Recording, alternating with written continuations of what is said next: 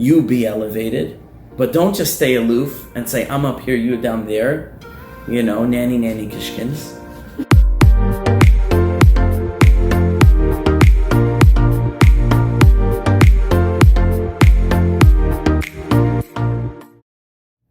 What does it mean to be holy? We're commanded to be holy. You shall be holy. Ki kadosh ani. Because I am holy, says God.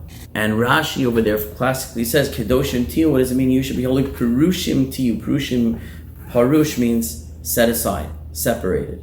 But it doesn't just mean separate, because separateness would seem to be like you push away everything else and you go aside and you're over here and this is over there and there's no interaction between the two.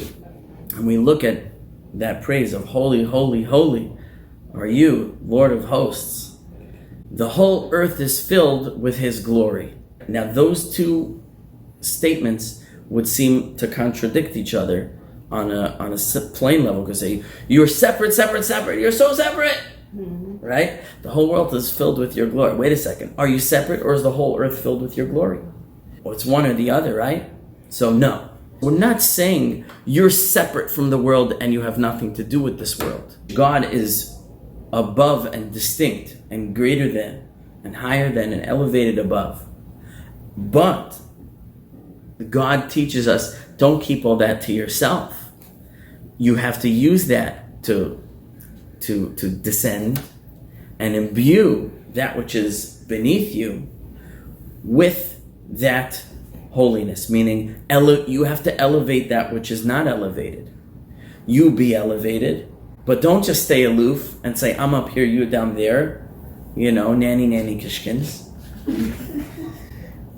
Let me reach down to you, reach my hand down, and you reach your hand up. I'm thinking like Michelangelo's Sistine Chapel painting. We're not allowed to depict God physically, but it's a moving expression. You have the hand reaching down and the hand reaching up, and to a certain degree, the Torah does describe God in physical terms. We're meant to understand it metaphorically, but it says, Dibra Torah Bilshon B'nai Adam. The Torah speaks in the language of man. There's a reason that God is described physically, not because we're to attribute to him physical properties. We're forbidden from doing that. It's one of the 13 principles of faith, is that God does not have corporeality, but to understand in a certain way how God behaves by describing it in terms of man.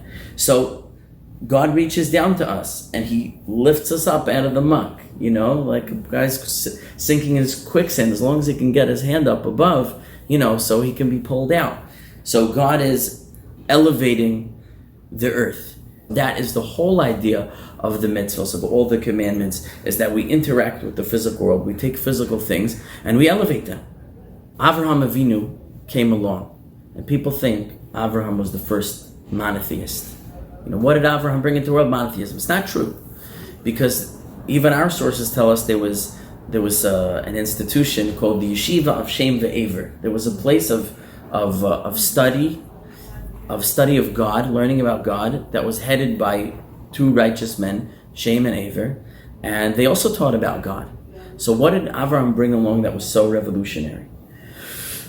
So this idea I'm saying over from Akiva Tatz, he has a class on this, that essentially what Avraham brought into the world was, as opposed to what might have been the idea before of God's holiness, is that he is sort of aloof and separate from the world. And if you want to approach God and spirituality, you have to disconnect yourself with the physical world, because the physical pleasures draw you away from spiritual pursuits and thoughts of God and spiritual living. And Avraham brought into the world the idea that that you can find God in nature, you can find God in everyday activities, and that our sages teach us that even Avraham Avinu practiced what would later become commanded to the Jews as mitzvos, as commandments. Avraham practiced them voluntarily, because with his great intellect, he deduced that this is what the will of God was. In other words, not that it was a requirement, but that God created this world, and there are ways that we can elevate it.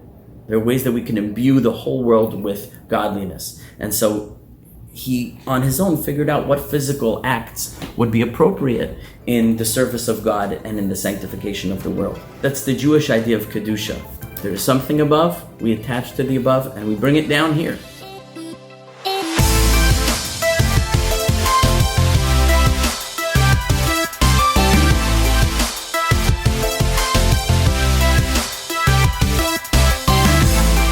The whole earth is filled with His glory.